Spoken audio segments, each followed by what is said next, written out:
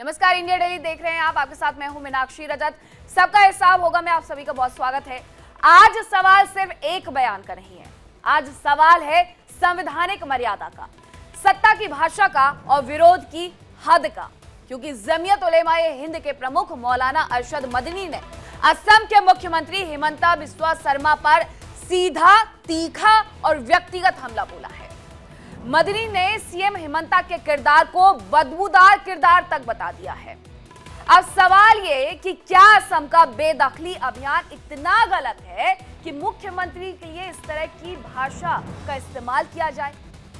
ये राजनीतिक असहमति नहीं, सीधा अपमान और उकसावे की राजनीति है। क्या विरोध के नाम पर शब्दों की सारी सीमाएं टूट चुकी हैं? आज मुद्दा सिर्फ असम नहीं, देश की सियासत की भाषा का भी है कि जिस भाषा का इस्तेमाल संवैधानिक पद पर बैठे हुए व्यक्ति के लिए किया जाता है, क्या वो सही है? आखिरकार ये पूरा मुद्दा क्या है, माजरा क्या है, एक रिपोर्ट के माध्यम से समझिए, उसके बाद करेंगे चर्चा की शुरुआत।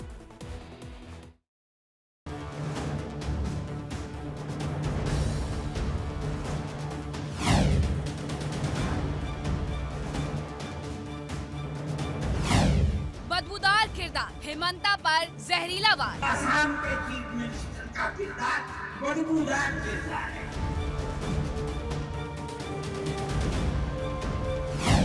घुसपैठियों पर एक्शन, बढ़ा सियासी टेंशन। ये बयान नहीं, सीधा हमला। असम की सियासत में शब्दों की जंग छिड़ चुकी है। जमीयत उलेमाए हिंद के प्रमुख मौलाना अरशद मदनी ने असम के मुख्यमंत्री हिमंता बिस्वा शर्मा पर ऐसा वार किया जिससे राजनीतिक तूफान खड़ा हो गया। सोशल मीडिया पर वायरल हो रहे वीडियो क्लिप्स में मौलाना अरशद मदनी बिना लाग लपेट सीएम हिमंता बिस्वा शर्मा को निशाने पर लेते नजर आते हैं। मदनी ने खुले मंच से सीएम शर्मा के लिए बदबूदार किरदार जैसे शब्दों का इस्तेमाल किया। असम के चीफ मिनिस्टर का किरदार बदबूदार किरदार है, खराब किरदार है, मुसलमान को दफन करने का किरदार है। वो ये कहता है कि आसाम के सिवा आसाम के अंदर मर्दमशुमारी 71 नहीं, जैसे सारे हिंदुस्तान में 51 है, इसी तरह आसाम के अंदर भी 51 है। आप समझते हैं इसका असर? आज इसका असर ये होगा कि अगर 71 टूट जाए और 51 पर आ जाए तो आसाम के अंदर 1.5 करोड़ बच्चे और बड़े सब। मौलाना मदनी का ये आक्रामक बयान असम में चल रहे बड़े पैमाने पर बेदखली अभियान के खिलाफ आया है। उनका आरोप है कि सरकार की कार्रवाई एक तरफा और भेदभावपूर्ण है। लेकिन इस बयान के सामने आते ही सियासत का पारा हाई हो गया है। बीजेपी ने इसे मुख्यमंत्री पर निजी हमला बताया। वहीं जमीयत से जुड़े नेता मौलाना मदनी के बयान पर डटे नजर आ रहे हैं। उनका कहना है कि ये गुस्सा है उन लोगों का जो बेदखली अभियान से प्रभावित है। सवाल साफ है, क्या असम के बेदखली अभियान पर बहस जरूरी है या फिर बयानबाजी ने मुद्दे को ही दबा दिया? क्या राजनीति अब नीतियों पर होगी या फिर निजी हमलों पर? देश देख रहा है, क्योंकि ये सिर्फ बयान नहीं, सत्ता के खिलाफ खुली चुनौती है। असम के चीफ मिनिस्टर का किरदार बदबूदार किरदार है। Bureau report, India daily.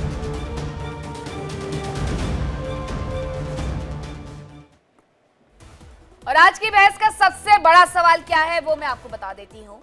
घुसपैठ पर मदनी देश भर के मुसलमानों को क्या भड़का रहे हैं, ये सबसे बड़ा सवाल है। करते हैं चर्चा की शुरुआत। कौन कौन मेहमान हमारे साथ जुड़ रहे हैं उसके बारे में सबसे पहले आपको बता देती हूँ। अनंत अमित प्रवक्ता है बीजेपी के, हमारे साथ जुड़ेंगे। डॉक्टर प्रवेश चौधरी प्रवक्ता है वीएचपी के, हमारे साथ जुड़ेंगे। मौलाना नदीमुद्दीन अध्यक्ष एआईयूसी के, वो भी हमारे साथ जुड़ेंगे। मौलाना मोहम्मद सखी खान राठौर मुस्लिम धर्म गुरु, वो भी हमारे साथ जुड़ रही हैं। महबूब रजा राजनीतिक विशेषज्ञ हैं, वो भी हमारे साथ जुड़ चुके हैं। तो सबसे पहले मैं पूछना चाहूंगी, क्या हमारे साथ मौलाना नदीमुद्दीन अभी नहीं जुड़े हैं? मौलाना मोहम्मद सखी खान राठौर मुस्लिम धर्मगुरु हैं, तो सबसे पहले मैं समझना चाहूंगी कि ये धर्मगुरुओं की तरफ से जब इस तरीके से बयान आते हैं तो उन्हें किस तरीके से देखा जाए, और धर्मगुरुओं का काम क्या होता है? समाज को दिशा देना या समाज में बैठे हुए लोगों को और ज्यादा भड़काना और उन्हें भटकाना? देखिए, ये मदनी साहब का अपना निजी बयान है और मैं ये नहीं कहता कि मदनी साहब ने ये कोई गलत मामला कहा है, इसलिए कि जो दो लोग संविधान का खिलवाड़ करते हैं, चाहे वो सीएम की कुर्सी पर हो या आम पब्लिक हो, दोनों के लिए सख्त मामलात होने चाहिए। इसका कई तरह से आप उदाहरण देख लीजिए। अगर घुसपैठिए पर कोई बात है भी तो कम से कम सारे मामलात को मिन जुमला देखा जाए। कुछ मामले ऐसे हैं कि गैर मुस्लिम तबका के लोग जो पड़ोसी मुल्क से आए हैं उन्हें नागरिकता मिल रही है, और दूसरे किसी मुल्क से अगर कोई है और मुस्लिम है तो उसे जनाबली धक्के दिए जा रहे हैं। तो ये डबल स्टैंडर्ड है कहीं ना कहीं। तो सारा मुद्दा, सारा मामला ये सियासियात का है। और संविधानिक एतबार से चाहे असम के सीएम हो या दीगर राज्यों के सीएम, कई लोगों ने संविधान का बड़ा खिलवाड़ किया है, संविधान को तार तार किया है। अब आप इसको सीधे तरीके से ये देखें कि उत्तर प्रदेश या दीगर जगहों में जिस तरह बिल्डोजर चल रहे हैं, सुप्रीम कोर्ट के मना करने के बावजूद भी किस तरीके से संविधान का खिलवाड़ वो लोग करते हैं जिन्हें हम लोग चुन के कुर्सी पर इसलिए लाते हैं कि पब्लिक की सहायता की जाए, उनका जनाबे वाला मान सम्मान किया जाए, उनके जनाबे वाला लिए एहतमाम किया जाए। जिस तरीके से शिक्षा पर, दीगर चीजों पर अहदो वायदे हुए हैं उसे पूरा किया जाए। लेकिन यहाँ रणनीति ये होती है कि ये तमाम लोग जब सत्ता की कुर्सी पर बैठ जाते हैं तो वहां सिर्फ बदमाशियों के अलावा कुछ लगता नहीं है। ठीक है मौलाना, आप कल को देख लीजिए। मौलाना सुनिए, देखिए, अगर किसी सरकार से दिक्कत है, विचारधारा से दिक्कत है, किसी व्यक्ति के मुस्लिम होने के साथ साथ किसी व्यक्ति के वहां पर बैठने की, यानी उस कुर्सी पर बैठने से दिक्कत है, तो मुझे लगता है कि सरकार बदलती है हर 5 साल में और इसीलिए बदली जाती है। उस वक्त वोट की ताकत दिखानी चाहिए और असम में तो अच्छी खासी वोट की ताकत दिखाई जा सकती है। रही बात निजी बयान की, तो निजी बयान तब तक रहता है जब तक वो किसी और को प्रभावित ना करे। लेकिन मदनी साहब हमेशा ऐसा बयान देते हैं जिससे बाकी लोग प्रभावित होते ही होते हैं, और उनके ऐसे कई बयान हैं जिन्हें मैं गिनवा सकती हूं। अपने कुछ और मेहमानों के पास जा रही हूं, उसके बाद फिर से आपके पास आऊंगी। डॉक्टर प्रवेश चौधरी, किसी मुख्यमंत्री के किरदार को बदबूदार इसलिए कह दे रहा क्योंकि प्रवेश चौधरी जी जो उस प्रदेश की डेमोग्राफी है वो बदल रही है, घुसपैठ ज्यादा हो रही है, और उसके अलावा बेदखली क्या है आखिरकार? बेदखली तो ये है कि अगर किसी ने सरकारी जमीन पर कब्जा किया गया है तो उसे हटाना है। ये थोड़ी कहा है उन्होंने कि उसे जाकर के कहीं किसी और देश में छोड़ आना है। देखिए, मदनी साहब के विवादित बयान वो आते रहते हैं, वो कोई नया नहीं है। कभी उनको वंदे मातरम से तकलीफ हो जाती है, कभी भारत माता की जय कहने में तकलीफ हो जाती है, तो उनकी तकलीफ तो होती रहती है। आसाम में 11 जिलों के अंदर जो मुस्लिम पॉपुलेशन है वो 50% से अधिक हो गई है। और अगर ये इसी तरीके से होता रहा और बंगाली भाषा जो वहां के जो असमी बोलने वाले लोग हैं उनकी संख्या, ये सारा बड़ा बहुत बड़ा विषय है और बहुत समझने लायक विषय है। हम ये मानते हैं कि जहां पर हिंदू कम होता है, हिंदू कटता है, वहां पर देश बढ़ता है। हिंदू की संख्या जहां पर कम होती है वहां समस्या होती है। और ये मैं नहीं कह रहा, ये बहुत सारे एग्जाम्पल्स आपको देखने को मिलेंगे। यहीं दिल्ली में पास में वेलकम की कॉलोनी पड़ती है, सीलमपुर पड़ता है। आपकी अगर इतनी हिम्मत है और कुछ है तो वहां भारत माता की जय और वंदे मातरम कह के दिखाइए आप। बहुत मुश्किल है। और मैं फिर कहता हूं बात कि 100 हिंदुओं के बीच में 10 मुसलमान सुरक्षित होते हैं, लेकिन यदि वहां पर 50 मुसलमान भी हो जाएं और 10 हिंदू हो जाए तो बहुत मुश्किल हो जाता है जीना। ये मैं नहीं कह रहा, ये आपको साफ साफ एग्जाम्पल दिखते हैं। कहां पर आप चले जाइए, यहीं पास में मेवात पड़ता है, ये तमाम सारे इलाके।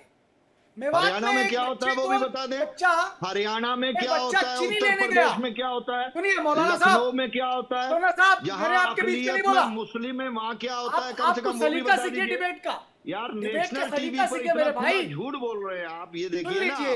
आप यहाँ भी कट्टरता की बातें कर रहे हैं जनाब, यहाँ भी आप कट्टरता की बातें कर रहे हैं। ऐसा है, घृणता की बात करते हैं, बहुसंख्यक आबादी में भी रहते हुए मुसलमान सुरक्षित है। भारत में मुसलमान सुरक्षित इसलिए है क्योंकि हिंदू बहुसंख्यक है, हिंदू की आबादी ज्यादा है। नहीं तो आप दुनिया का इतिहास देखिए, जहां पर मुस्लिम आबादी ज्यादा है वहां क्या कोई और परप पाया है? नहीं परप पाया। कारण क्या है? आपका विश्वास दारुल इस्लाम में। ये समस्या मदनी की है कि आसाम का शासक कोई मुसलमान क्यों नहीं है, और मदनी एक शासक हिंदू कैसे है? और हिंदू है तो कानून से चल रहा है, सरकार चल रही है तो कानून से चल रही है। अरे भाई सुनना सीखिए। और फिर आप कहेंगे साहब विक्टिम कार्ड खेल रहे हैं। सच बोलिए तो सुनेंगे ना। आप कहेंगे विक्टिम कार्ड, आप अपनी डिबेट में ही बीच में इंटरप्ट कर रहे हैं, फिर कह रहे हैं विक्टिम कार्ड खेलेंगे हम। आप सच बोल, आप आप सच बोलिए, सुनना सीखिए। फराड नहीं आपका सुनेंगे। आपकी जब बारी थी हम बोले, हमने आपकी बात सुनी, आपकी फालतू बात सुनी, हमने उस पर रिएक्शन नहीं दिया। हम ये कह रहे हैं कि हिंदू सरकार जो चल रही है, हिंदू के नेतृत्व में जो सरकार चल रही है वो कानून से चल रही है, और कानून से चल रही है। अगर कोई अनैतिक कब्जे होंगे, अवैधानिक कब्जे होंगे तो हटाने पड़ेंगे ना, वो हटाने चाहिए। इसमें आपको साथ देना चाहिए। आपको ये नहीं कहना चाहिए कि साहब ये तो बदबूदार है। वो बदबूदार इसलिए है क्योंकि वो दारुल इस्लाम नहीं है वहां पर, दारुल इस्लाम नहीं, क्योंकि इस्लाम का शासक नहीं है वहां पर। अरे आप सोचिए कि डेमोग्राफी डिसबैलेंस हो रहा है। डेमोग्राफी डिसबैलेंस के कारण से एक लाहौर जैसा हमारा जो सबसे संपन्न जो हमारा हिस्सा था वो चला गया ना। सारे व्यापारी वहां हिंदू थे, एक दो जो काम करने वाले मुसलमान थे, लेकिन डेमोग्राफिक डिसबैलेंस करने के कारण से लाहौर आज भारत का हिस्सा नहीं है, पाकिस्तान चला गया। और पाकिस्तान की इकोनॉमी को लाहौर चलाता है। बड़ा प्रश्न है। मैं तो सबसे कह रहा हूं, देखिए इसको समझिए। हेमंत बिस्व शर्मा जी का जो स्टैंड है वो बिल्कुल सही है। ठीक है डॉक्टर प्रवेश चौधरी और मौलाना, आप दोनों प्लीज थोड़ा सा इत्मीनान रखिए। अभी चर्चा और आगे होगी और भी ऐसे बहुत सारे मुद्दे होंगे जिसकी वजह से कहीं ना कहीं आप लोगों की विचारधारा मेल नहीं खाएगी। विचारधारा मेल अगर खा गई तो फिर एक जैसे ही नियम कानून बनने लगेंगे। महबूब रजा जी, क्या ये चुनावों की तैयारी शुरू हो गई है 2026 में, क्योंकि चुनाव भी होने हैं? बिल्कुल सही फरमाया, चुनाव की तैयारी है। मौलाना अरशद मदनी साहब ने जो कहा बदबूदार किरदार, ये मौलाना अरशद मदनी साहब ने उनको बदबूदार किरदार क्यों कहा? इसलिए कि बार बार हेमंत बिस्व शर्मा मौलाना मदनी को चैलेंज कर रहे थे। चैलेंज क्या कर रहे थे? अगर वो एक भी बयान दे देते घर टूटने पर तो एक घर के बजाय मैं 10 घर तोड़ूंगा। ये हेमंत बिस्व शर्मा का ऑफिशियल स्टेटमेंट है। दूसरी बात, वहां के मुसलमानों को एक संवैधानिक पोस्ट पे बैठा हुआ चीफ मिनिस्टर का मियां मुस्लिम बोल करके गाली दे रहा है, वो हो गया। तीसरी बात, जब सैलाब आता है, ये कुदरती आफात है, फ्लड आता तो उसको फ्लड जिहाद बोल देता है ये इंसान, लैंड जिहाद बोल देता है। तो ये सबसे ज्यादा जहरीला बयान जो है हेमंत बिस्व शर्मा हर दिन बोल रहा है, टीवी में आके, मीडिया में आके, प्रोग्रामों में। ये क्या है? ये अपने आप को योगी आदित्यनाथ से ऊपर ले जाना चाहता है। वो ये मोदी जी के सामने ये बोल रहा है कि मैं हिंदुत्व का ब्रांड मैं ही हूं आसाम, मगर उसको पता नहीं कि वो तो पैदा ही हुआ है कांग्रेस में, कांग्रेस ने उसको बनाया। और वो ये बोलता है कि राहुल गांधी पाकिस्तान का प्राइम मिनिस्टर बन जाए। थोड़ा महबूब रजा जी, कुछ भी हो, मुख्यमंत्री हैं, किसी भी प्रदेश के मुख्यमंत्री होंगे, मैं इसी तरीके से कहूंगी कि थोड़ा भाषा का ख्याल रखेंगे।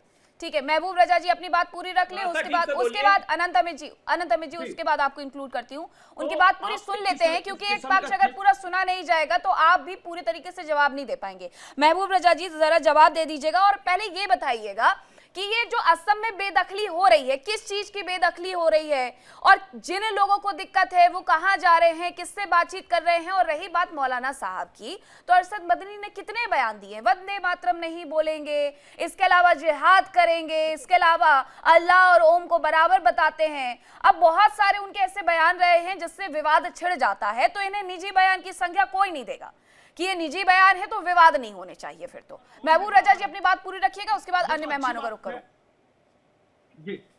जी, तो मामला क्या है, तो अब समझ लीजिए कि उनका जो बयान है, इनके बयान के जरिए पूरे हिंदुस्तान में एकता, अखंडता, भाईचारा के ऊपर ज़र्ब पड़ रहा था। तो इसको समझते हुए उन्होंने कह दिया बदबूदार किरदार।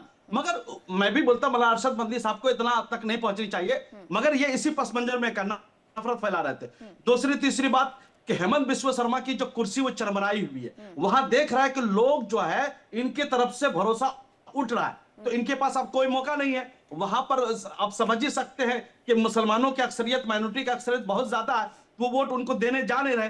तो ऐसी सूरत हाल में इस किस्म का नफरत फैला रहे हैं। और तरुण रजा साहब कितनी सीटें हैं असम में, कितनी सीटें हैं रजा साहब बताइए? असम में तो एक सेकंड में मैडम 14 तो लोकसभा की सीटें हैं, उसके 100 कुछ सीटें हैं, वो टोटल सीटें आएंगी वहां असम पर में से। 129 और सीटें वहां हैं, पर जिसमें से 102 सीटें जो हैं वहां पर हिंदू बहुल आबादी है। वो चाहे तो बीजेपी की सरकार एक बार फिर से बन सकती है। रही 27 सीटों की बात, तो वहां मुस्लिम आबादी है। अगर असम की मैं बात करूं तो लक्षद्वीप और जम्मू कश्मीर के बाद एक ऐसा प्रदेश है जहां पर सबसे ज्यादा मुस्लिम आबादी है। इसे लेकर के कहीं ना कहीं बार बार प्रतिक्रियाएं निकल करके हिमंता बिस्वा शर्मा की तरफ से आती हैं। सीएम ये कहते हैं और उनकी तरफ से ये कहा भी गया है कि देखिए, मैं अगर जाऊं और उन भाइयों से बातचीत करूं तो वो सहमत भी हो जाते हैं, लेकिन जब बात चुनाव की आती है तो वो पलट जाते हैं। और उनका इसमें कोई दोष नहीं है, विचारधारा का दोष है। विचारधारा जिसकी जिससे मैच खाएगी वो उस तरफ चला जाएगा। तो रजा साहब, पहली बात तो ये कि इसको मतलब बहुत ज्यादा एस्केलेट कर दिया गया है। अब ये पहले बता दूं मैं अपने दर्शकों को, बेदखली का जो मुद्दा है वो है क्या, ताकि इस चर्चा को और आगे बढ़ाऊं और आप लोग जिस तरीके से हिंदू मुसलमान से जोड़ रहे हैं उसे ना जोड़ पाए। तो मुद्दा ये है कि एक जगह है ग्वालपाड़ा जहां पर पाइकन रिजर्व फॉरेस्ट है। ये बेदखली अभियान वहां पर अभी चल रहा है। 140 हेक्टेयर वन भूमि को खाली कराने की शुरुआत 12 जुलाई को हुई थी और यह संरक्षित वनांचल है जिस पर कब्जा किया गया है। ग्वालपाड़ा समेत राज्य के अन्य हिस्से हैं जहां पर बेदखली अभियान चलाया जा रहा है, यानी वो बेदखली अभियान है जहां अतिक्रमण किया गया है सरकारी जमीन पर और वहां से लोगों को हटाया जा रहा है कि आप इस जगह को छोड़ दीजिए क्योंकि ये सरकारी जमीन है। असम में अतिक्रमण की गई 40,000 एकड़ जमीन है, खाली कराई जा रही है। 150 वर्ग किलोमीटर के बराबर है, यानी कि पूरा का पूरा एक चंडीगढ़ का जो क्षेत्रफल है उसके बराबर है। तो बेदखली अभियान ये है। अब अगर आप बात करते हैं कि वहां पर परिसीमन किस तरीके से होता है, तो फिर 1976 की बातें भी मैं लेकर के आऊंगी कि 1976 में परिसीमन क्यों बदला गया था। अब डेमोग्राफी जब बदल रही है तो अब वहां पर क्या हो रहा है। तो अनंत अमित जी, अब इसे हिंदू मुसलमान से जोड़ना बेहद गलत इसलिए हो जाता है क्योंकि बेदखली में क्या सिर्फ मुस्लिम परिवार हटाए जा रहे हैं, हिंदू नहीं हटाए जा रहे हैं, ये मैसेज भी तो गलत दिया जा रहा है फिर। बिल्कुल मीनाक्षी जी, बड़ा सही सवाल आपने पूछा है। पहली बात तो मैं रजा साहब आपको बता दूं कि उनके किरदार बदबूदार नहीं, बहुत ही खुशबूदार है, पहली बात। दूसरी बात मीनाक्षी जी, जो व्यक्ति तालिबान और हमास की तारीफ करने वाला मोहम्मद अरशद मदनी, आज इसने बड़ा खुलासा किया है। कल उन्होंने ये कहा है कि इंडियन नेशनल कांग्रेस नहीं बल्कि इस्लामिक कांग्रेस है। और जिस तरीके से वो श्रीमती सोनिया गांधी जी को एडवाइस देते तो उन्होंने दावा किया कि हमने एक पत्र लिखा था श्रीमती सोनिया गांधी को और ये कहा था कि ये आरएसएस के व्यक्ति हैं, इनको टिकट मत दीजिएगा। यानी कि उन्होंने इस खुलासे में यह तय कर दिया कि इंडियन नेशनल कांग्रेस सिर्फ में मौलानाओं के तहत जिस तरीके से लोगों को टिकट देते हैं वैसे लोगों को। और दूसरा पक्ष भी देखिए, ये कांग्रेस जो लगातार हिंदुओं को गाली देती रही, सनातन के खिलाफ कहती रही, जो राम मंदिर नहीं जाती है और राम मंदिर के भव्य पूजा कार्यक्रम को नाच गाना का कार्यक्रम कहती है, वैसे कांग्रेस की आज मानसिकता देखने को मिली है। और जिस तरीके से, और अब मुद्दे पर आते हैं, जिस तरीके से अतिक्रमण की बात कर रहे हैं, अरे रजा साहब हम आपकी बात भी नहीं सुन रहे भाई। मिस्टर आमिर को तो आप देखिए, तालिबान को आप समझ नहीं पा रहे। हमारी सरकार ने उनको बुलाया। अरे कौन तालिबान की तारीफ कर रहा था? तालिबान की तारीफ कौन कर रहा था? ये मोहम्मद मदनी। सरकार किसने बुलाया? अरे मोहम्मद मदनी तालिबान की तारीफ कर रहा था ना, यही मदनी। हिंदुस्तान की गवर्नमेंट ने बुलाया। अरे मदनी किसकी तारीफ कर रहा था? हमास की तारीफ कर रहा था कि नहीं? तालिबान की तारीफ कर रहा था कि नहीं? अरे रजा साहब ये बताइए कि ये मौलाना मदनी जो है ये हमास की तारीफ और तालिबान की तारीफ कर रहा था कि नहीं? और यही फॉरेन पॉलिसी को समझिए। अरे रजा साहब मेरी बात सुन लीजिए भैया, पॉलिसी की बात करो, मेरी बात तो सुन लीजिए, उसको आप अपनी बात कहिएगा। मोदी सरकार ने, भारत सरकार ने बुलाया है, ये बात तो आप समझिए। अरे मेरी बात आप नहीं, मुझे आपकी बात समझने की जरूरत नहीं, आप हमारी बात सुनिए। तालिबान मुझे बोल रहा है तो हमारा बोलूंगा, उसको मेहमान बनाया है। बोलूंगा कौन तारीफ कर रहा था तालिबान और हमास की। दूसरी बात, ये डिप्लोमेटिक बात नहीं समझ पाइएगा, इंटरनेशनल। अरे डिप्लोमेटिक है तो सरकार को फिर बोलने दीजिए ना। फिर मौलाना मरशद अदनी की क्या जरूरत है? क्यों बोलना है फिर मौलाना को? नहीं बोलना चाहिए ना कि अगर उनको लगता है कि उनके बयान कहीं ना कहीं तूफान लेकर के आते हैं तो बयानों को थोड़ा सा ख्याल में रख के बोलना चाहिए। वंदे मातरम को लेकर के वो इस तरीके से बयान देते हैं, अल-फलाह यूनिवर्सिटी के लिए उन्हें दुख हो जाता है, लाल किले पर जो होता है उसके लिए वो कह देते हैं कि मुस्लिम विरोधी है। तो ये तो कितनी भटकाने और भड़काने वाली बातें हैं कि देश में एक तरफ आतंकी हमला हो रहा है, सरकार उसे आतंकी हमला मान रही है, और लाल किले के सामने जो हुआ है उसे कहते हैं कि मुस्लिमों को बांटने वाली सियासत हो रही है। अगर आप मौलाना के बयान देखेंगे ना, तो ऐसा कोई बयान नहीं है जिसमें वो जोड़ने वाली बात कहते हैं। वो कहते हैं कांग्रेस से कि इन्हें टिकट मत दीजिए। अब अरशद मदनी अगर ये डिसाइड करेंगे कि किसे टिकट दे और किसे टिकट ना दे, तो फिर इसी तरीके से सवाल भी पूछे जाएंगे। मौलाना नदीमुद्दीन जी, मौलानाओं का काम क्या होता है, मुझे जरा ये बताइए। अच्छी तालीम देना, समाज को एक दिशा दिलाना, और इसके साथ साथ जो समाज में मुद्दे हैं उन पर अपनी राय इस तरीके से रखना कि किसी की भावनाएं आहत ना हो। देखिए, मौलाना अरशद मदनी के कुछ दिन से बिगड़े बोल हैं। ये चाचा भतीजे के आपस का झगड़ा है जिसको मुसलमानों को खामियाजा भुगतना पड़ेगा। ये जिस ढंग की भाषा बोल रहे हैं, देखिए इसमें हेमंत विश्व शर्मा भी पीछे नहीं है। उन्होंने कहा कि मैं इस्लाम को खत्म कर दूंगा, मदरसे को ये कर दूंगा, मियाँ को ठीक कर दूंगा। तो ये बयानबाजी चल रही आने वाले इलेक्शन का। मगर मेरे कहने का मुद्दा ये है कि अगर सरकारी जमीन कोई खाली करा रहा है या सरकार खाली करा रही, तो ये जो जिन लोगों ने अतिक्रमण किया है या कब्जा किया है तो सरकार सही कर रही है। मगर हेमंत विश्व शर्मा की जो बयानबाजी है, चाहे वो राहुल गांधी, राजीव गांधी के बारे में दे रहे हैं या इस्लाम के बारे में दे रहे हैं, तो उठ पटांग बातें तो है। मगर मौलाना अरशद मदनी उस पर क्या कर भड़का रहे हैं। ये लोग ऐसे मुसलमानों के लीडर हैं, ऐसे मसीहा है कि जब मुसलमानों के घरों पर बिल्डोजर चलता है तो घर में घुस जब बैठ जाते हैं, क्यों नहीं जाकर के मुकाबला करते हैं। तो इनका काम सिर्फ भड़काना है। मदनी के पास, महमूद मदनी के पास लाखों करोड़ों रुपया कर रहे हैं, ऐश की जिंदगी तो गुजार रहे हैं, ये डोनेशन ले रहे हैं, सब कर रहे हैं। मगर आसाम के मुसलमान गुर्बत की जिंदगी में ये तो अजमल के खिलाफ है, AIUDF के खिलाफ अरशद मदनी बयान देते आए हैं। तो मुझे लगता है कि दोनों तरफ से कोई हेमंत विश्व शर्मा को भी क्लीन चिट देने की जरूरत नहीं है। वो भी बहुत उलूल जुलूल बातें करते हैं। देखिए, जो समझौता राजीव गांधी का हुआ था असम एक्कॉर्ड, जो राजीव गांधी का समझौता हुआ था आसाम के लोगों से, आसाम की जनता से, कि भाई जो बांग्लादेशी है वो तो जाना चाहिए, जिन्होंने जमीन पर कब्जा किया बर्खास्त होना चाहिए।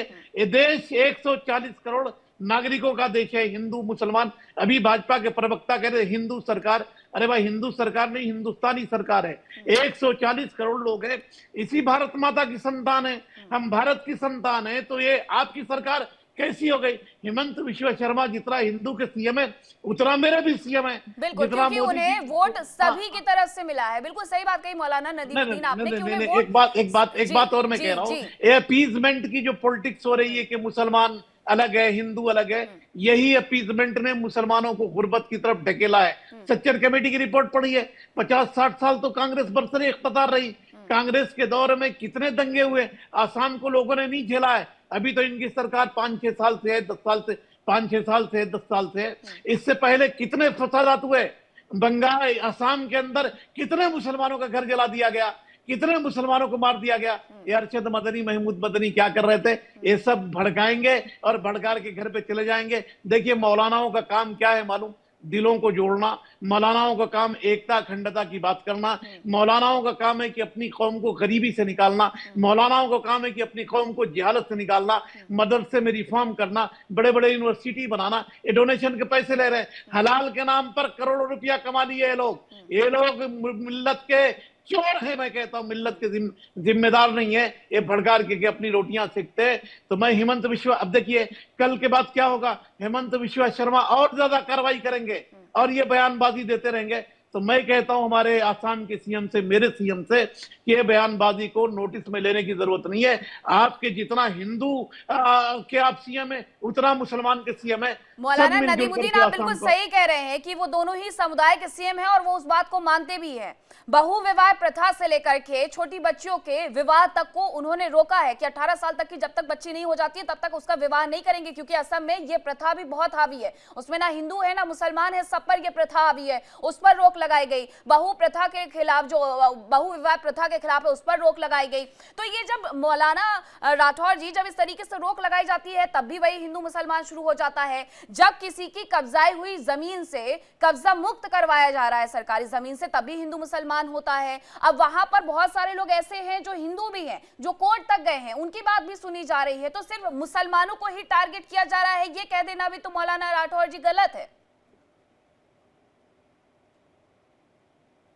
जा रहा है हिंदू मुस्लिम सबके साथ वही व्यवहार है। बस इतना जरूर है कि जो इख्तिदार की कुर्सी पर है और उसके मद्दे मुकाबिल जो है यानी बरसरी इख्तिदार ना होकर अपोजिशन में आके बैठता है, वो ताकतवर है, तो उसे कोई नेता हिला नहीं सकता है। बस गरीबों की झोंपड़ी तोड़ी जाएगी, उन्हें झुग्गियों में से हटा के जनाब वाला नीले आसमान के नीचे लाया जाएगा, सरकारी कहकर जमीनें छीन के जनाब वाला उन्हें बेघर किया जाएगा। तो ये रणनीति तो नेता जब इख्तिदार की कुर्सी पर बैठते हैं ये डबल स्टैंडर्ड हो जाता है जनाब।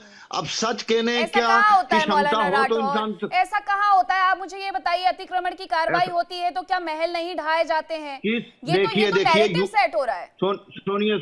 सुनिए जनाब, मेरे पास भी आंकड़ा ना सही, लेकिन मैं इतना जरूर जानता हूं किस मंत्री पर कितने मुकदमात और किस एरिया के मंत्री हैं। वो मुकदमात आज भी चल रहे हैं, वो इख्तिदार की कुर्सी पर बैठ के मजे से सरकारी पैसा खा कोर्ट रहे कह दे हैं। कि वो व्यक्ति चुनाव नहीं लड़ सकता है तो बिल्कुल नहीं लड़ सकता है। अगर आप ये वाली बात कर रहे हैं कि किस पर कितने केस दर्ज है, तो कोर्ट अगर कहेगा, अगर इस तरीके के नियम बनेंगे, मौलाना अगर इस तरीके के नियम, सुनिए, सुप्रीम कोर्ट ने डिसीजन दिया बिल्डोजर नहीं चलेगा तो कोर्ट को मान लिया गया।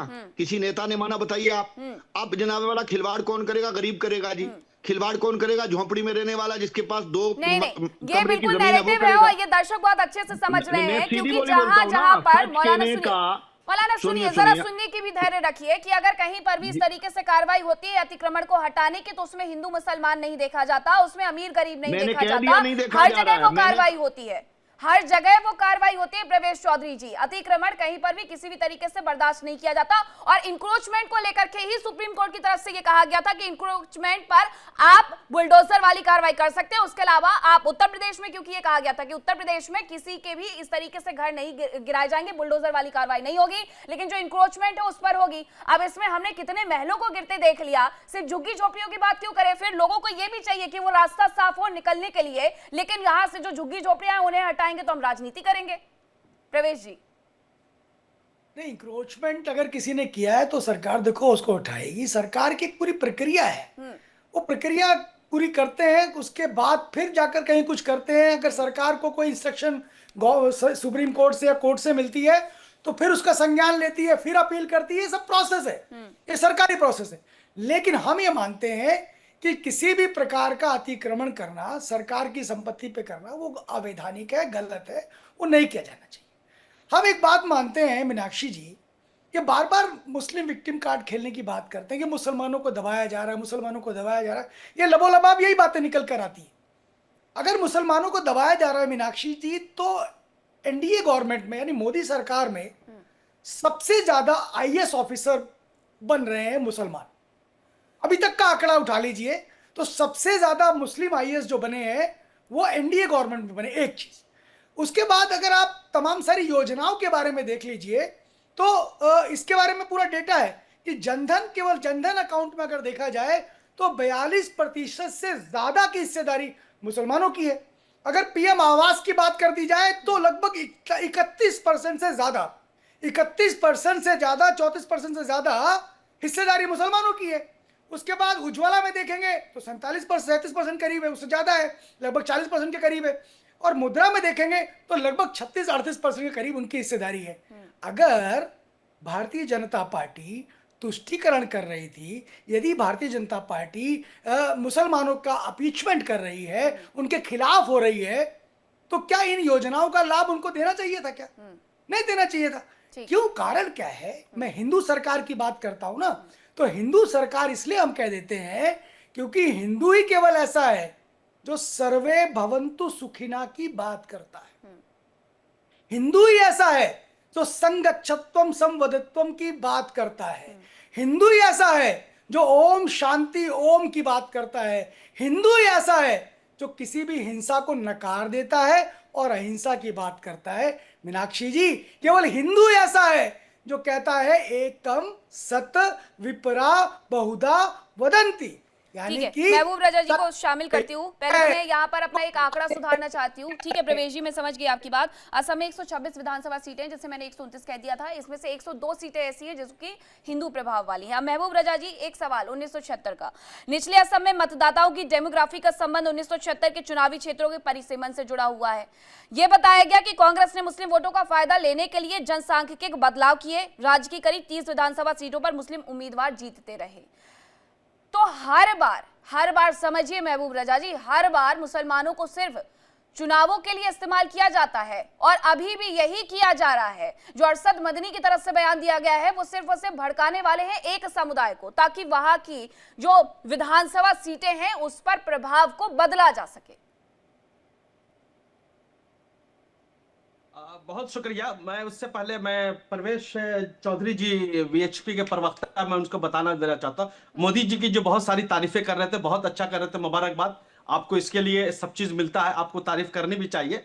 मगर जो बोले मुसलमानों के लिए ये कर दिया, मुसलमान सबसे ज्यादा आईएएस बन गए, मुसलमानों को जनगण योजना में सब गलत बात है। कोई फैक्ट एंड फिगर नहीं, अपने घर से डेटा निकाल करके लेकर के चैनल में पेश करिए, डेटा का सच्चाई से कोई वास्ता नहीं। एक सवाल मैं जानना चाह रहा हूं इनसे कि अगर मोदी जी इतना मुसलमानों के हितैषी है, महबूब तो साहब, पूरे मंत्रालय में एक प्रोफेसर हैं, मुख्यमंत्री क्यों नहीं है? नंबर 1 हम प्रोफेसर हैं, दूसरी बात, हमारे पास डेटा होता है, बिना डेटा की बात नहीं करते हम। स्कॉलरशिप फंड था, फाउंडेशन था, बिना वो डेटा बंद के क्यों हम कर दिएगा काम मोदी नहीं जी? करते। हर साल बजट डेटा में के जब जनरल बजट साथ होता है तो माइनॉरिटी का और ये सरकार ने साइड पे दे रखा है, क्यों क्या कर दिया जा रहा है? तो आप जिस, और दूसरी तीसरी अहम बात, एक माइनॉरिटी कमीशन है, उसका कोई चेयरमैन मुसलमान नहीं आता। तो ये सारी बातें हैं। हर दिन मोदी जी के राज्य में आप देखेंगे, एक हफ्ता पहले नवादा में अथर तबरेज के साथ किस तरीका से उसको कपड़ा को नंगा करके मार दिया जाता है। तो ये इस किस्म की जो एक्टिविटीज है ना, वो आम बात है। मोदी जी भले कहते हैं सबका साथ, सबका विश्वास, सभी चीज करते हैं, मगर उनके लोग ही उनकी बात नहीं मानते। विश्व हिंदू परिषद के लोग नहीं मानते हैं, बजरंग दल के लोग नहीं मानते हैं, और आरएसएस के बहुत सारे लोग नहीं मानते। मोहन भागवत जी बोलते हैं कि हम लोग सबको लेकर के चलेंगे, मगर उनकी भी बात उनके लोग नहीं मान रहे। ये सब गलत बात है। सरकारें जब और बोले हिंदू समाज के ऐसे लोग, बिल्कुल मैं कहता हिंदू समाज बहुत बेहतरीन समाज है, हिंदू समाज के मानने वाले, सनातन के मानने वाले बहुत अच्छे, मगर वो बजरंग दल वाले हिंदू नहीं है, वो विश्व हिंदू परिषद वाले हिंदू नहीं, वो देश के सेकुलर हिंदू, वो महात्मा गांधी जैसे लोग हैं, पंडित जवाहरलाल नेहरू जैसे लोग हैं, मनीष शंकर अय्यर जैसे लोग हैं, दिग्विजय सिंह जैसे लोग हैं, और यहाँ मनोज झा जैसे लोग हैं, इस किस्म यहाँ कल्याण बनर्जी जैसे लोग हैं, ममता बनर्जी जैसे, ये हिंदू है जो सबको साथ लेके चलने की बातें करते हैं। कैसे एग्जांपल दे दिया आपने, मणिशंकर अय्यर का एग्जांपल आप देते हैं, जो प्रधानमंत्री को कौन सा व्यक्ति कहते हैं, उन शब्दों का मैं इस्तेमाल भी ना करूं। हाँ, आप पता नहीं किसका कल्याण बनर्जी का आप नाम लेते हैं। वक्फ बोर्ड के दौरान किस तरीके से हंगामा किया उन्होंने, उसके बाद गिलास तोड़ करके बाहर जाते हुए नजर आए। तो आपने ऐसे ऐसे उदाहरण कह करके आप इनको हिंदू बता रहे हैं।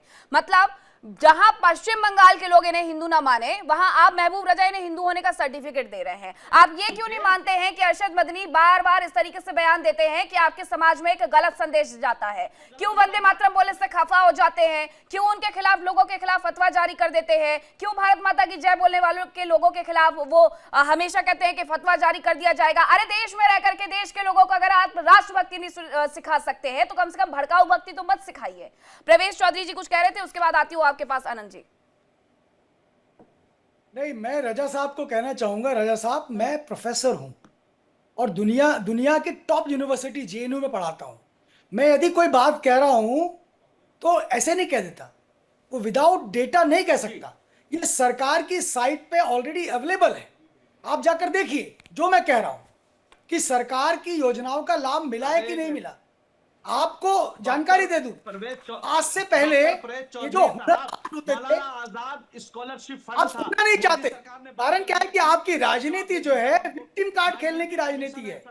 ये जो हुनर हाट की योजना है मीनाक्षी जी, इसका सबसे ज्यादा लाभ कौन ले रहा है? तो मुस्लिम समाज ले रहा है।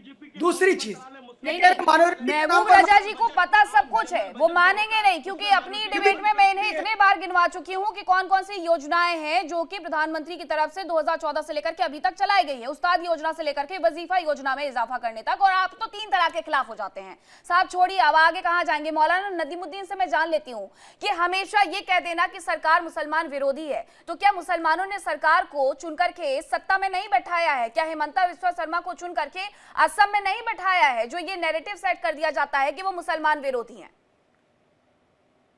देखिए, ये कहा जा रहा है कि भाई सेंट्रल में एक मुसलमान मिनिस्टर क्यों नहीं है। मैं कहता हूं कि तैमूरा वहां सीएम थी आसाम में, क्यों मुसलमानों के हालात नहीं बदले? एक तो चीफ मिनिस्टर थी ना आसाम की, क्यों हालात नहीं बदले? मुख्तार अब्बास नकवी थे, इससे पहले अब्दुल रहमान अंतोले थे, अहमद पटेल तो की पोस्ट पर थे, एडवाइजर थे, मनमोहन सरकार में बड़े बड़े मिनिस्टर हुए। मैं कहता हूं कि मुसलमान के मंत्री होने से उसके हालात नहीं बदलेंगे। हालात बदलने की जिम्मेदारी मुसलमानों को खुद उठाने पड़ेगी। आप अपनी जहालत को खत्म करिए। आईएएस आईपीएस सरकारें नहीं बनाती हैं, मेहनत करके जो लोग पढ़ते हैं लिखते हैं, हालात बनाए जाते हैं, उसके बाद आईएएस आईपीएस बनते हैं, यूपीएससी एग्जाम क्वालिफाई करके। दूसरी बात, योजनाओं की बात हमारे प्रोफेसर साहब कर रहे हैं। देखिए, योजनाएं हिंदू मुसलमान के लिए नहीं बनती है, वो योजनाएं बनती है जरूरतमंदों के लिए। कौन जरूरतमंद है? अगर मुस्लिम तबका ज्यादा गरीब है, ज्यादा जरूरतमंद है, तो उसका लाभ उठाता है। मोदी की सरकार को कोसने के बजाय, मुसलमानों का काम है अपनी गलतियों को दूसरों पर थोप देना, कोसने के बजाय मुसलमान अपने गरीबान में झांक करके देखें कि गरीबी क्यों, जहालत क्यों, हमारे पास बेरोजगारी क्यों, हमारे सिलम बस्तियां क्यों, झोपड़पट्टी क्यों। जब तक मुसलमान अपनी गरीबी का जिम्मेदारी खुद उठाएंगे नहीं, इन्हें नेता लीडर इनका अपीजमेंट करते रहेंगे, इनको बर्बाद करते रहेंगे। एक बात मैं कहना चाहता हूं, देखिए, जब जब इलेक्शन आता है तो एक बात होती है कि मुसलमान किसको वोट देंगे। ये नहीं होता कि मुसलमानों की इश्यूज क्या है, मुसलमानों के मसाइल क्या हैं। सच्चर कमेटी किसके जमाने में आई? सच्चर कमेटी तो कांग्रेस के जमाने में आई। सच्चर कमेटी पर कितना इंप्लीमेंट है? मैं कहता हूं, क्या जरूरत पड़ गई थी आपको सच्चर कमेटी लाने की? तो मुसलमानों, होश संभालो। देखो, ये देश जो है नेशनलिज्म पर दधक रहा है, ये देश मोदी के साथ जा चुका है। आपको सरकार के साथ रहना नहीं रहना अलग मैटर है, मगर जितना आप मोदी का विरोध करेंगे, शर्मा का विरोध करेंगे, फिर से शर्मा आएगा। आप विरोध करते रहिए, बिल्डोजर चलता रहेगा। आप अपनी जिम्मेदारी खुद लीजिए। मदनी सेफ है, महमूद मदनी सेफ है। बाप अरशद मदनी, महमूद मदनी का बाप राज्यसभा में थे, महमूद मदनी लोकसभा राज्यसभा में जा चुके हैं। उनका बूट देखिए, सूट देखिए, पगड़ी देखिए, घर देखिए, और यहाँ दो मौलाना बैठे हैं, पता नहीं क्या है। हम तो खैर टॉप के बिजनेसमैन हैं, हम तो हैदराबाद के हैं, हम लोग बहुत बड़े बिजनेसमैन हैं। हमारे आकर के साउथ देखो, ये नॉर्थ के जितने मुल्ला मौलवी हैं ये भड़का रहे। मैं तो कहता कि मदनी को अंदर डाल दो, सब सुधर जाएंगे। अनंत अमित जी, कहीं ये ऐसा तो नहीं है कि चुनाव आने के पहले ये जो पूरी प्रक्रिया है शुरू होती है और इसकी वजह से कहीं ना कहीं घेरे जा रहे हैं सीएम हेमंत बिस्वा शर्मा भी, क्योंकि बार बार यही सवाल उठते हैं। हालांकि एक सेंसिटिव मैं कहूंगी कि प्रदेश भी है, 263 किलोमीटर की जो सीमा है वो हम बांग्लादेश के साथ शेयर करते हैं। अब ऐसे में बहुत सारी चीजें हो जाती हैं कि आपको वहां पर अपने हाथ भी समेटने होंगे, अपने पैर भी समेटने होंगे कि कहीं ऐसे लोग आपके घर में दाखिल ना हो जाएं जो आपके घर से बिल्कुल बिलोंग नहीं करते हैं। तो इन तमाम लोगों को जिनको बेदखली के तहत हटाया जा रहा है, क्या इसके साथ साथ ये भी चेक किया जा रहा है कि वो असम के ही हैं या किसी और देश से आ गए हैं? निश्चित तौर पे बिल्कुल चेक किया जा रहा है। और जिस तरीके से असम के मुसलमान कह रहे हैं, असम के मुसलमान ये चाहते हैं कि अरशद मदनी, महमूद मदनी कोई बयान न दे, क्योंकि सुप्रीम कोर्ट का आदेश है कि जो जमीनें जो हैं, जो फॉरेस्ट लैंड है, उस लैंड को साफ करना है। उसमें हिंदू मुसलमान नहीं देखा जा रहा है। लेकिन जब वो फॉरेस्ट पे अतिक्रमण जब चलाया जाता है तो ये पता चलता है कि 100% जो लोग हैं वो मुसलमान हैं। तो असम का मुसलमान तो चाहता है कि मदनी जैसे लोग कोई बयान न दे जिससे कि मुख्यमंत्री और एक्टिव न हो जाए। तो वहां के मुसलमान तो कहते हैं कि मदनी landing in Guwahati is equal on other इरिक्शन। ये तो वहां के मुसलमान त्राहिमाम है। और हमारी सरकार हिंदू मुसलमान देख के नहीं, वहां के सभी लोगों को, चौधरी साहब बिल्कुल ठीक कह रहे थे, प्रोफेसर हम लोग पढ़ते रहते हैं, लेकिन रजा साहब आज पता नहीं क्या कर आए। जब हम बोलते हैं तो खड़े हो जा रहे हैं, चौधरी साहब बोल रहे हैं तब खड़े हो जा रहे हैं। अरे साहब, आपके समय में हम नहीं बोल रहे हैं, अगर हम बोलेंगे तो आप कहेंगे फिर अल्पसंख्यकों को दबाया जा रहा है। तो हम लोग तो चुपचाप आपकी बातें सुन रहे हैं, लेकिन आप हमारी बात सुनने को तैयार नहीं है। और चौधरी साहब प्रोफेसर है, जेएनयू के प्रोफेसर है, वो तर्कों के साथ बात करते हैं। और आपने मीनाक्षी जी बिल्कुल सही कहा, पता नहीं मैं तो 4-5 बार से आपके साथ डिबेट कर रहा हूं, रजा साहब जब आते हैं तो मैं तो कुछ योजनाओं को भूल गया था, लेकिन आपने फिर याद दिला दिया है। ये तो रजा साहब बार बार, और अच्छी बात है, हमारे तो प्रचार ही कर रहे हैं, हम तो योजनाओं को लोगों तक, आपके माध्यम से लोगों तक जा रहे हैं। लेकिन आज जो असम के हालात हैं, असम में जिस तरीके से विगत हमारी सरकारें जब से बनी है, और निश्चित तौर पे असम का विकास हो रहा है, और असम के माननीय मुख्यमंत्री जो बात कहते हैं ठोक के कहते हैं और विकास की बात करते हैं, और उनके लिए हिंदू मुस्लिम सारे एक हैं। लेकिन वो कहते हैं जो गलत है, हमें हिंदुस्तान के असम के मुसलमानों से परहेज नहीं है, लेकिन बांग्लादेशी रोहिंग्याओं से भी परहेज है, और उसको हम असम में रहने नहीं देंगे। किसी भी स्थिति में असम का मुसलमान हमारा मुसलमान है, उसकी रक्षा करना हमारा काम है। लेकिन असम में जो घुसपैठिए हैं, जो रोहिंग्या है, जो बांग्लादेशी है, उनको बंगाल की खाड़ी में भेजना भी हमारा काम है और हम भेज कर रहेंगे। तो समझा नहीं रहे, आप बोल रहे जरूर चैनल पे असम का मुसलमान मेरा मुसलमान, उसकी रक्षा करना हमारी जिम्मेदारी। बहुत अच्छी बात कही, वाकई में आपकी बात में मुबारकबाद पेश करता। अगर हर बीजेपी का करने वाला ऐसा सोच ले तो देश तो सुधर जाएगा। देश में तो समझिए कि सुधर रहा है, देश सुधर रहा है, चिंता मत करिए। ये नया भारत है, 2014 के बाद का भारत है। ये देश सुरक्षित है, देश सुधर रहा है और हिंदुस्तान नहीं, हिंदुस्तान का मुसलमान सबसे बेहतर मुसलमान है, हमारे यहाँ सबसे सुरक्षित है। कि ऐसी सोच वाला हर बीजेपी का प्रवक्ता, लीडर, मंत्री, चीफ मिनिस्टर बन जाए तो क्या बात है। मगर हेमंत बिस्वा शर्मा तो इसका अपोजिट काम करता है। वो मुसलमानों को मारना है, मदरसा पर बुलडोजर चलाना है, मुसलमानों को मियां मुसलमान कहना है। और वो कहता है गुवाहाटी में सब्जी का रेट इसलिए बढ़ रहा है कि मियां मुसलमान बिक्री कर रहा है। ये देखिए चीफ मिनिस्टर की भाषा है कि मुसलमान नहीं, वो कहते हैं, बिल्कुल कहते हैं। रजा साहब सुनिए, रजा साहब सुनिए, वो कहते हैं कि मेरा मियां मुसलमानों के साथ बहुत अच्छा संबंध है, लेकिन बात अगर वोट देने की आती है तो व्यक्तिगत चॉइस पर चले जाते हैं। मैं उनके पास जाऊंगा, उनसे मिलूंगा, वो मुझे बिठाएंगे, खिलाएंगे, सब कुछ करेंगे। मैं उनके लिए विकास की योजनाएं भी लेकर के आता हूं, वो मुझे अच्छा भी मानते हैं। लेकिन जब बात चुनावों की आती है तो चुनावों में वो मुझे वोट नहीं दे पाते हैं। वो बुरा नहीं मानते, लेकिन रजा साहब आप पता नहीं क्यों बुरा मान करके बैठे हुए हैं। मियां मुसलमान का मतलब आपको ऐसा लगता है ना कि उनको बेइज्जत किया जा रहा है, लेकिन वो इसी तरीके से संबोधित करते, वहां के लोग बुरा नहीं मानते हैं। रजा साहब कितने बार गए हैं आप असम? जी, टोन होता है ना, टोन बता देता है कि गाली देने के में कर रही है, मजाक से बोल रहे हैं। ये टोन जो इंसान का लबो लहजा जो कहलाता है, हाँ। ये क्या स्टाइल है वो समझ में आ जाता है। हाँ। वो जो जिस टोन से चीफ मिनिस्टर साहब कहते हैं ना, वो गाली के टोन में कहते हैं। अरे आप बैठे पश्चिम बंगाल में, आप बैठे पश्चिम बंगाल में, वो बैठे असम में। असमीज और पश्चिम बंगाल में बोली जाने वाली भाषा तो वैसे ही कहीं से मैच नहीं होती है। पता नहीं कैसे आपको उनके जो विचार हैं अंदर के वो समझ में आ जाते हैं।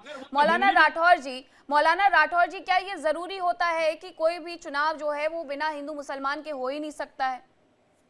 नहीं, कोई ऐसा मसला नहीं है। हिंदू मुसलमान का जहां तक मामला है, आप पुराने मामलात भी उठा के देखिए। प्रोफेसर साहब ने बड़े दावे के साथ ये कहा कि मैं जेएनयू का प्रोफेसर हूं, मैं बड़े मान सम्मान के एहतराम के साथ, चूंकि एक इदारे के और बड़े इदारे के उस्ताद हैं ये, मैं इनसे बात करूं कि यहाँ हिंदू मुस्लिम का मामला है ही नहीं है। और चंद ही ये कट्टर पंथी हजरात हैं जो हिंदू मुस्लिम करके मुल्क की सालमियत बिगाड़ना चाहते हैं। सरकारें जो काम कर रही हैं, मैंने वजाहत के साथ आपको ये बता दिया कि सरकार को समझना चाहिए कि हमें किस तरीके से पब्लिक के साथ रहना है, किस तरीके से पब्लिक को यहाँ रखना है। अगर वाकई कोई घुसपैठिया है तो वो सरकार का अधिकार है, उसके साथ जो चाहे वो सलूक करे। लेकिन जो बार बार ये कहा जाता है ना जी सरकार की जमीन है, सरकार खाली कराएगी, तो भाई मेरे जरा जमीन के मामला देख लो। ये मुल्क की जमीन है, सरकार तो 5 साल में आती जाती रहती है, 15 साल भी रह सकती है। मुल्क की जमीन है और मुल्क की जमीन में रहने के लिए मुल्क के नागरिक जो हैं वो बिल्कुल अधिकार रखते हैं। और सरकार को ये चाहिए। राठौर, ऐसा कहाँ होता है? नियम कानून से क्यों बने हुए हैं? ऐसा कहाँ होता है? अगर आप जंगलों को काट करके, उस पर अपनी झुग्गी झोपड़ी बना ले, उसका अपना घर बना ले, तो ऐसा नहीं हो पाएगा मौलाना। देखिए ना, बिगड़ती बात यही है। यही गरीब बनाएगा तो टूटेगा, अमीर बनाएगा तो नहीं टूटेगा। फिर आप वही कह रहे हैं। आप मुझे बताइए, मैं आपको कितने एग्जाम्पल दे सकती हूँ, उत्तर प्रदेश से लेकर के हिमाचल प्रदेश तक जहां पर बीजेपी की सरकार नहीं है, और साथ ही कर्नाटक से लेकर के तमिलनाडु तक जहां पर बीजेपी की सरकार नहीं है। मैं वहां तक आपको बता सकती हूं कि कहां कहां पे कौन कौन से जो घर हैं गिराए गए हैं। अभी आप देखिए क्या हुआ था गोवा में, नाइट क्लब को लेकर के जो पूरा मामला सामने आया, नाइट क्लब को गिरा दिया गया। और ऐसे कितने मामले आते हैं, कानपुर से कितने मामले सामने आ जाते हैं जहां पर बड़े बड़े व्यवसाय के जो मकान है वो ढा दिए जाते हैं। तो ये मुझे लगता है आप बार बार वही बात दोहरा रहे हैं, नैरेटिव सेट कर रहे हैं कि सिर्फ झुग्गी झोपड़ियों को हटाया जाता है। अगर मैं बात उत्तराखंड की कर लूं, वनभूलपुरा की कर लूं, तो क्या उस वनभूलपुरा में रहने वाले हिंदू नहीं है? क्या वहां पर रहने वाले सिर्फ झुग्गी झोपड़ियों के लोग हैं? लेकिन वहां पर कोर्ट ने जो आदेश दिया, चलिए ठीक है, सुप्रीम कोर्ट में अभी एक और दौर की सुनवाई होनी बाकी है, क्या कुछ सुप्रीम कोर्ट की तरफ से कहा जाता है, लेकिन वहां पर सिर्फ झुग्गी झोपड़ियां हैं, वहां पर घर है, मकान है, दुकान है, कॉलेज है, स्कूल है, बहुत सारी चीजें हैं। तो ये मत बोलिए मौलाना राठौर बार बार कि ये हिंदू मुसलमान अगर नहीं होता तो अमीर गरीब भी नहीं होता। अगर मैंने भी अपना घर अधिक जगह पर बनाया हुआ है तो सरकार को पूरा हक है कि वो गिराएगी। सरकार ये तय करती है कि कौन सी जमीन है जो वो लोगों को देनी है, उन जगहों पर सरकार घर बनाती है। अब आप मुझे ये बता दीजिएगा मौलाना नदीमुद्दीन कि उत्तर प्रदेश प्रदेश की अगर मैं बात करूं तो उत्तर प्रदेश में जो जगह अतीक ने कब्जाई हुई थी, उस जगह को उत्तर प्रदेश की योगी सरकार ने न केवल मुक्त करवाया बल्कि वहां पर रहने वाले लोगों के लिए, मतलब जो लोग घर नहीं बना पाते उनके लिए घर आवासीय योजना बनाई। अंसारी के जमीन की मैं बात करूं लखनऊ में, तो उस जमीन को कब्जा से मुक्त करवाया, वहां पर भी लोगों को घर दिए। तो उसमें हिंदू मुसलमान किसने देखा? मैं तो वहां पे खड़े होकर के कवर कर रही थी, मैंने लोगों से नाम पूछे हैं, मैंने उनसे पूछा है कि कब कैसे कैसे घर मिला है। वहां कोई हिंदू मुसलमान नहीं होता है, वहां कोई अमीर गरीब नहीं होता है, बस वहां पर यह होता है कि जिसे जरूरत है मौलाना नदीमुद्दीन, उसे वो जगह दी जाए, उसे वो आवास दिया जाए।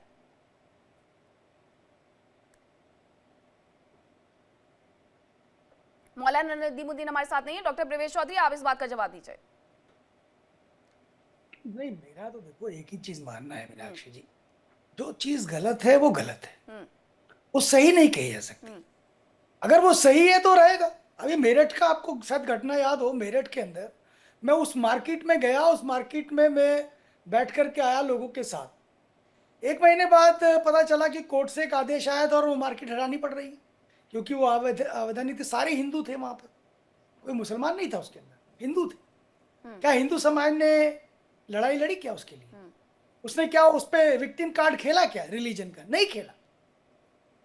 हमारा विश्वास है कानून पे, हमारा विश्वास है इस देश की संस्कृति पर, इस देश की जो प्राचीन सभ्यता है उस पर हमारा विश्वास है, और इसलिए हम कानूनी रास्ता देख सकते हैं।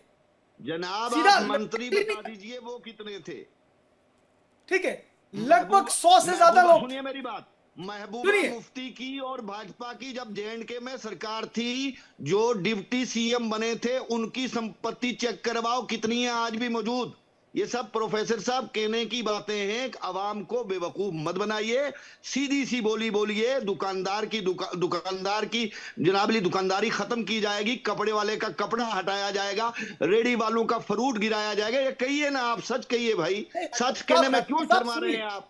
राठौड़ साहब सुनना सीखिए। देखिए हम आपको बार बार कह रहे हैं, आप क्या मैं बुरा नहीं मानना, आप हम ये मान रहे हैं, घूस ले रहे हैं कि हम ये मान रहे हैं अगर कहीं कोई इलीगल विषय होगा तो वह सरकार उसका संज्ञान लेगी, उसके लिए कोर्ट का रास्ता है। अगर किसी को बेदखली करी जा रही है आसाम तक, लेकिन गलत किया जा रहा है ये भी मानो। इलीगल कुछ इंक्रोचमेंट किया है तो सरकार उस पर कार्रवाई करेगी। इस देश की एक एक इंच भूमि सरकार की है। कारण क्या है? हमने सरकार चुनी है। सरकार कोई आती रहे पर वो सरकार इस देश की जनता की है। We the people of India, हम इस भारत के देश के लोग हैं। ये भारत का संविधान कह रहा है, हमने संविधान बनाया है। ये भारत को चलाने वाले कौन है? तो हम चलाने वाले हैं। ये भाव को समझिए। इसलिए आपको यही समझ नहीं आ रहा कि उसका क्या मतलब था कि हम भारत के लोग भारत की सरकार बनाते हैं और ये देश के एक एक इंच भूमि पर भारत की सरकार का नियंत्रण है। इसको समझ लीजिए। ठीक है, महबूब रजा जी से मेरा एक सवाल है। महबूब रजा जी, जरा ये बताइएगा कि क्या कुछ मौलानाओं की आदत हो गई है कि कोई भी नियम कानून बनाया जाएगा उसका विरोध करना है? SIR का विरोध हुआ पश्चिम बंगाल में, हमने देखा NRC का विरोध किस तरीके से किया गया 2019 में। वो तो कोविड आ गया तो चलिए ठीक है, जो हुआ सो हुआ। उसके बाद अब अगर मैं बात करूं, बेदखली की बात की जा रही है तो भी विरोध हो रहा है। तो ऐसी तमाम जो योजनाएं अच्छी बनाई भी जाती हैं उसे शरीयत की आड़ में कह दिया जाता है कि शरीयत के ऊपर हम नहीं मानेंगे, और अगर ऐसा हुआ तो फिर देखिए आप विरोध। बहुत अच्छा सवाल पूछा मोहतरमा आपने। कोई सरकारी तमाम योजनाओं का बिल्कुल ही नहीं होनी चाहिए, वो आप समझ रहे, बायकाट भी नहीं होनी चाहिए, उसके इख्तलाफात भी नहीं करनी चाहिए। मगर जब योजनाओं में पार्शलिटी आ जाती है ना, देखिए ये मुसलमान है तो इनको घर को गिरा देना है, ये हमारे हिंदू भाई से आते हैं, हमारे तो फिर आप कहिए बंगाल में, आप कहिए दीदी से कि आयुष्मान योजना को आने दें, वहां पर जो राशन कार्ड की योजनाएं हैं उन्हें आने दें, रोजगार की जो योजनाएं हैं उन्हें आने दें। महबूब रजा जी, वहां पर भी दीदी को थोड़ा ज्ञान दें।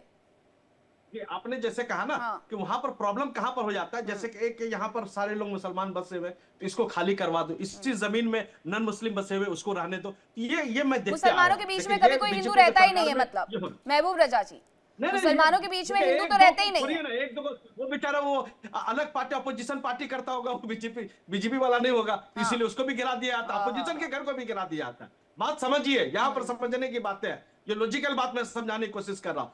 अगर वाकई में कानून व्यवस्था से अगर देश चले तो हमारा देश का कानून इतना बेहतरीन कानून है, किसी को कोई इख्तलाफ ही नहीं हो।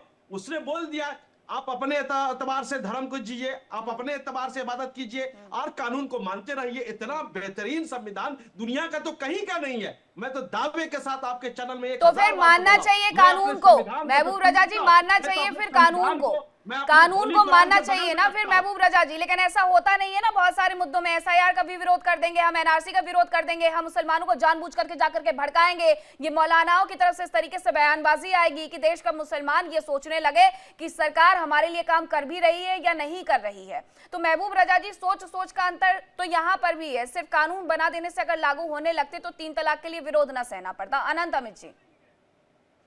मीनाक्षी जी, असम में जो लड़ाई है, असम के धरती पुत्र वर्सेस घुसपैठियों की लड़ाई है। और ये चुनाव के समय निश्चित तौर पे मदनी जैसे लोग आकर वहां के मुसलमानों को असुरक्षित और करना चाहते हैं। ये अपने निजी स्वार्थ में, अभी बिल्कुल धर्म सही कह रहे थे मंत्री जी बोले या कोई भी बोले, संविधान सबसे ऊपर। हम लोग संविधान के ऊपर नहीं जाते हैं भाई। हमारा संविधान कर दिया मजहब के बिना। संविधान आपके संविधान में है कि हमारे हम दो हमारे 100 और तुम दो तुम्हारे दो, तीसरा हो तो मार दो। यही है संविधान आपका। क्या आपका वेलकम करते हैं, बुद्धिस्ट है तो वेलकम करते हैं, क्रिश्चियन है तो वेलकम करते हैं। आप आइए सिटीजनशिप दे देंगे मजहब। अगर आप मुसलमान है तो हम आपको नहीं देंगे। ये कौन सा संविधान है? तो मुसलमान इसीलिए इख्तलाफ किया, बड़े बड़े वकीला ने क्या, एडवोकेट ने क्या, कि भाई धर्म के नाम पर किसी को सिटीजनशिप नहीं दिया जाता। कोई दानिश्वर है, कोई बुद्धिजीवी है, कोई अलग है, अब दीजिए ना। कौन मना किया? किसने मना किया? आप भले मुसलमान को नहीं देते, मगर ये नहीं लिखते कि भाई आप जो भी आप आइए हम आपका वेलकम। मुसलमानों को नहीं देते, ये अंडरस्टूड रहने देते। किसी को कोई समझ में भी नहीं आता, आप जिसको चाहते देते, मगर आप लिख दे रहे हैं कि आप एक्सेप्ट मुस्लिम। ये इसलिए हम लोगों ने CNRC का विरोध किया। आप समझ लीजिए, आपको आपके चैनल में बैठ के आपके सामने भी ये बात मैंने रखा है, एकदम एलानिया। जो बिल आया था, CA का बिल आया था, उसके बारे में मैंने आपको बोल दिया एकदम स्पष्ट होकर के। अनंत अमित जी, उसमें लाइन डाल दी थी क्या आपने? नहीं है। अनंत अमित जी, महबूब रजा जी को आप ड्राफ्ट भिजवाते क्यों नहीं है? आपने उसमें लाइन डाल दी थी क्या? मीनाक्षी जी देखिए, मैं तो इनका ज्ञान सुन रहा था। ये ऐसा मुझे लग रहा है कि ऐसे लोग बैठ के नेशनल चैनल पे बैठ के हिंदुस्तान के मुसलमानों का ये भला नहीं चाहते हैं, ये मुसलमानों को भड़काना चाहते हैं। और जिस तरीके से तुष्टिगंज की राजनीति की सुपारी लेकर आते हैं क्या आप लोग हिंदुस्तान के मुसलमानों के लिए, वो सब भी मुसलमान जो हिंदुस्तान में रह रहे हैं रोहिंग्याओं और घुसपैठियों के तारीफ करने के लिए आते हैं क्या? अरे महबूब रजा जी, आप पढ़े लिखे व्यक्ति हैं, पढ़े लिखे की तरह बात करिए ना। आपके बातों में हम कहते नहीं, आप कहां से टपक जाते हैं। अरे संविधान सभी के लिए है, पूरे 141-40 करोड़ जनता के लिए संविधान एक समान है। लेकिन उस संविधान को मानने का तरीका कौन, संविधान के अपमान कौन करता है? आप जैसे लोग कर रहे हैं, संविधान का अपमान कर रहे हैं। मैं आपकी बहुत रिस्पेक्ट करता हूं। मैं बिल्कुल कभी नहीं बोला कि आप भड़का रही है। आप बोले कि हम बिल्कुल नहीं भड़का रहे। नहीं तो क्यों इस तरह की बात बयान कर रहे हैं? हमारी जो समस्या है ना, हमारी जो प्रॉब्लम्स है, मैं चैनल पे आके बातें करता हूँ। अरे साहब, तो 65 वर्षों तक कांग्रेस की सरकार रही, आप कहां थे? तो हमने बताया ये रीजन था, इसी रीजन के बिना पर हमने 65 वर्षों तक कांग्रेस में हिंदुस्तान और तमाम प्रदेशों में सरकारें रही ना, उन्होंने अल्पसंख्यकों के लिए क्या किया? लेकिन हमारी सरकार ने अल्पसंख्यकों के लिए बजट से लेकर तमाम सुविधाएं मुहैया कराने का काम किया है। नहीं, विरोध का तरीका अलग है ना आपका। महबूब रजा जी, मुझे लगता है आप जरा इसे गलत दिशा में लेकर के जा रहे हैं। महबूब रजा जी, नहीं, महबूब रजा जी, सच भी तो बोलना पड़ता है ना। अगर आप चाहते हैं कि आपके समुदाय का भला हो तो फिर किसी भी नेता को या किसी भी मौलाना को झूठ नहीं बोलना चाहिए अपने समुदाय के लोगों से। उन्हें बताना चाहिए कि क्या क्या किया जा रहा है, किस तरीके से हज में लोगों की संख्या बढ़ाई गई है, किस तरीके से महिलाओं को बिना पुरुषों के जाने का अधिकार मिला है। इसके अलावा किस तरीके से जो हवाई यात्राएं रोक दी गई थी मुंबई से, उसे वापस से शुरू करवाया गया है। तो ये तमाम चीजें भी आप अपने समुदाय के लोगों को बताइए, उनका उद्धार अगर आप चाहते हैं, क्योंकि यहां पर बैठा हुआ पैनल में हर व्यक्ति हिंदुस्तानियों का, भारतीयों का उद्धार चाहता है। उसमें हिंदू का उद्धार या मुसलमान का उद्धार कहीं नहीं लिखा हुआ है। तो हिंदुओं से भी सच बोलिए और मुसलमानों से भी सच बोलिए। बहुत धन्यवाद आपका इस चर्चा में मेरे साथ जुड़ने के लिए, इस डिबेट का हिस्सा बनने के लिए। फिलहाल वक्त एक छोटे से ब्रेक का है, आप कहीं मत जाइएगा, क्योंकि इंडिया डेली अब आपके स्मार्ट टीवी पर भी मौजूद है। इंडिया डेली 24/7 अब इन सभी प्लेटफॉर्म पर लाइव देखिए।